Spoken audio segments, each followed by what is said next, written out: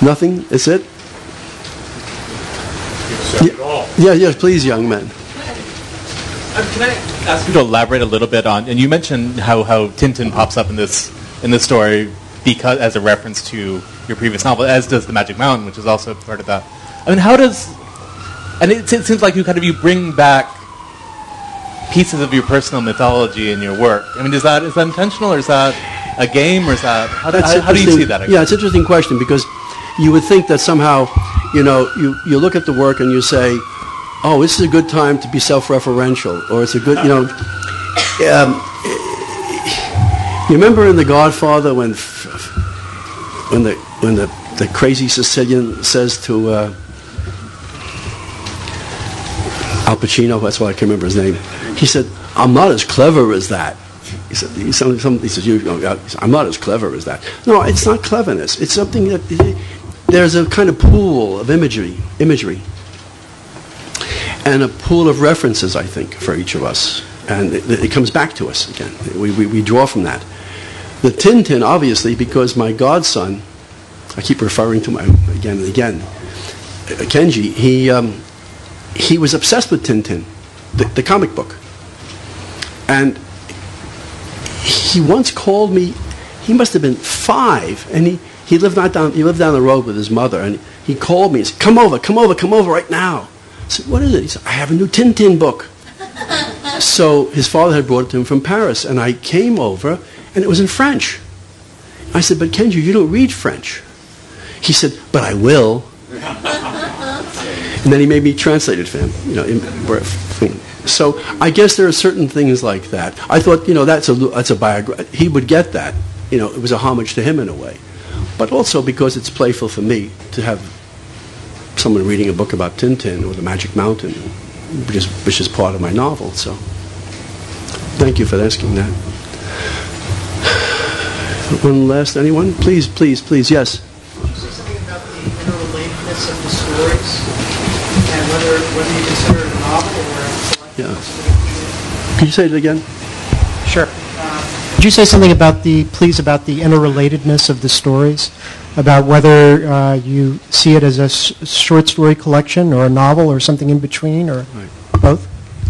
Usually I have my lawyer talk to me about I have a lawyer, because my lawyer says I'm completely a moron about explaining my own work. It's probably true. I give them, maybe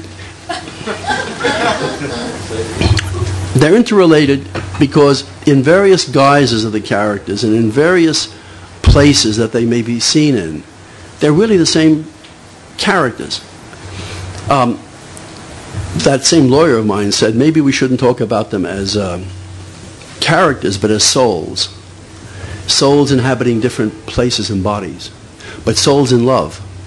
Souls always in love, returning to each other, in love, separating, coming back again, in death, loving in death. The wife, if you see the rest of the book, you'll see that the painter, this character, for example, the painter, comes in other guises where he's not a very good painter. In a story called The Bar on Tompkins Square Park, he has his paintings on the barroom walls, and there's ships at sea and storms and stuff. Corny paintings. We would find them corny, but he does his best. So this character comes back. Sometimes he's a painter, sometimes he's an art critic, a failed painter, doubly. Neither a painter nor a painter, he's just art critic. But they're always about love in some way, and loss. And I think if you read the whole book, you begin to see that the pattern is there. There really are. It's not just to make believe to say they're interrelated, so people would think it's not just short stories and they can buy a book, a novel. But yes, they really are. And the character he's many things. Sometimes he's a ringmaster at a circus, in love with a trapeze artist. Sometimes he's an adventurer. He's like a kind of crazy, intrepid world traveler who doesn't have a resting place. But he's always constant about one woman, Marie. Marie's the character, usually the same name of the character in various stories. So he's in love with Marie. Wherever he goes, he's in love with Marie. He's besieged, he's waylaid on a caravan, he and his scout in a desert, in some mythical Arabian desert, and his guide has his throat slit, and he's left to die alone in the desert without water with just a camel. And the camel begins to die, and he cuts the camel a little bit and gets some blood, and he writes on his knapsack the word Marie. So they're very romantic, if you think that's romantic.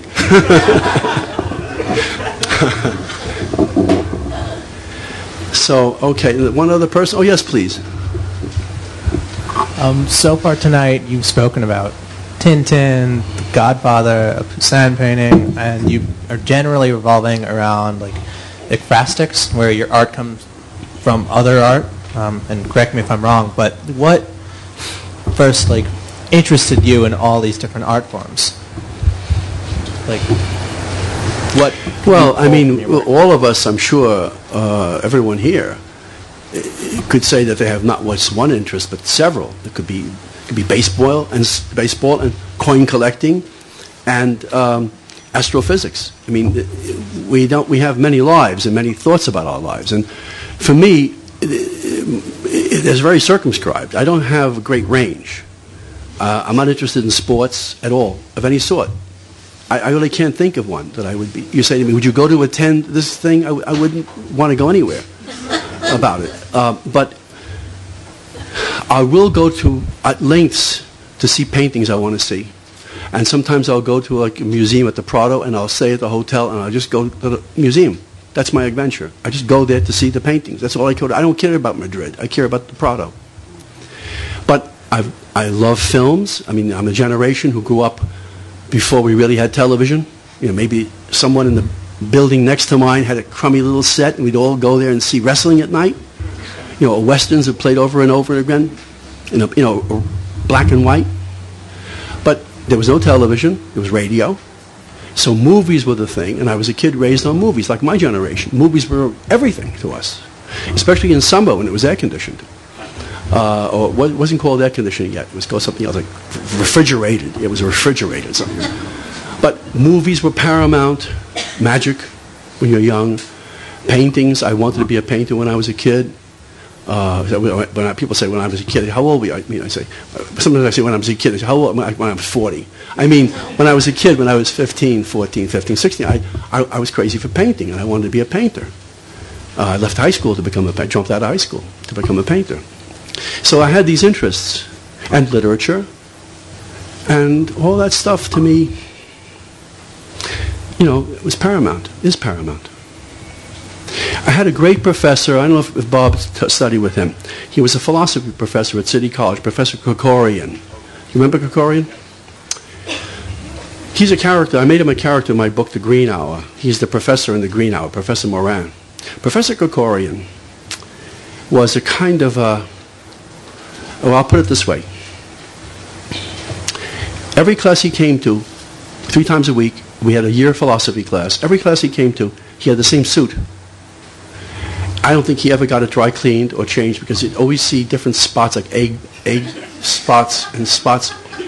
And he was the most compelling and touching man ever. Ever. We had a year. We started from pre-Socratic and we went to Wittgenstein in 1 year. But we got a taste of everything. You have to find out what was going on. And then at the end of the year, the very last class, he said, and he had this wonderful accent. I don't know what it was, Middle Europa, something. He had been everywhere. He had fled the Nazis. He had fled the Spanish fascists. He had been, all his life was running. In fact, to tell you, I have to add this story. One day, it was the height of McCarthy period. He said, I left this, I left Prague, I left Paris, I left Spain. Now, where will I go?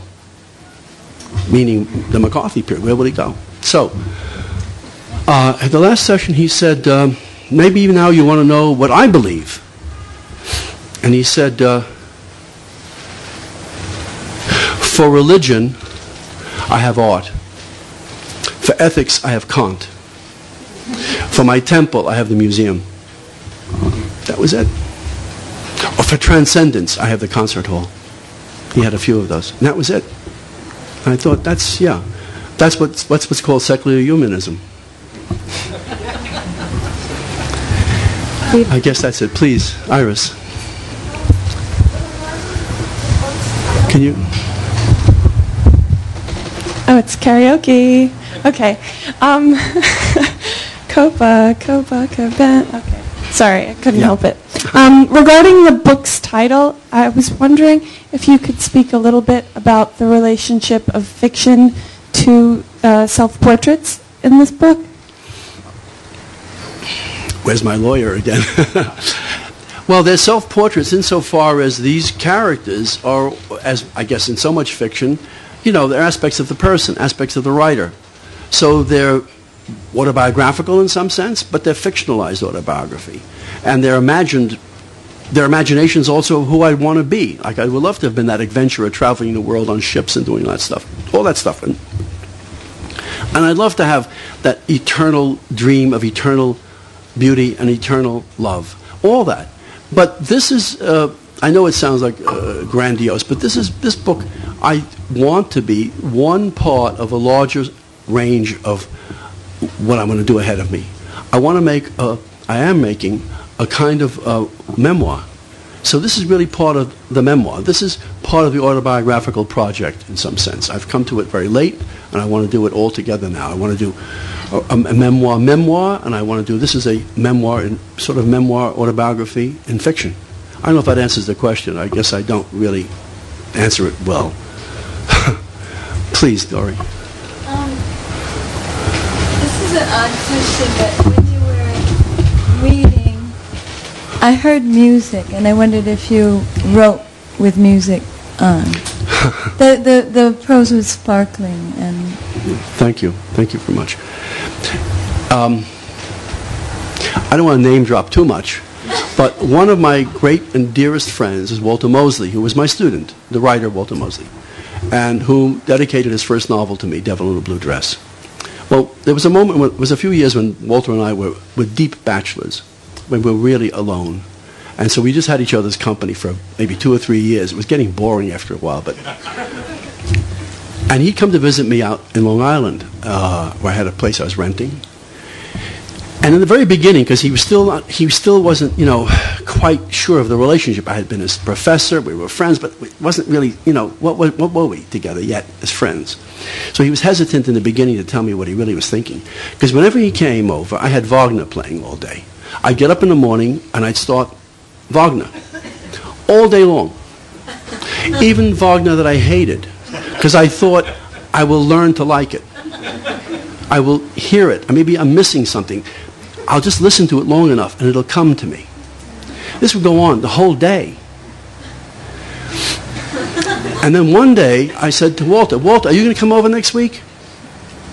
Yeah, but don't play that Wagner stuff.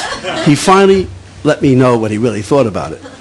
But that's how I felt. I used to love to work with music starting, writing with music. But then after a while, the music begins to get too obtrusive, and then I don't care anymore about it. I write without it. But in the beginning, it was always important to me to hear the music, and Bach and Wagner, and two contraries, but you know, people like that. Yeah, I forgot to mention how important that is to me. Very important. Since the self-portrait's fiction, I can talk about myself. We have to leave. Oh, one more person. Janine?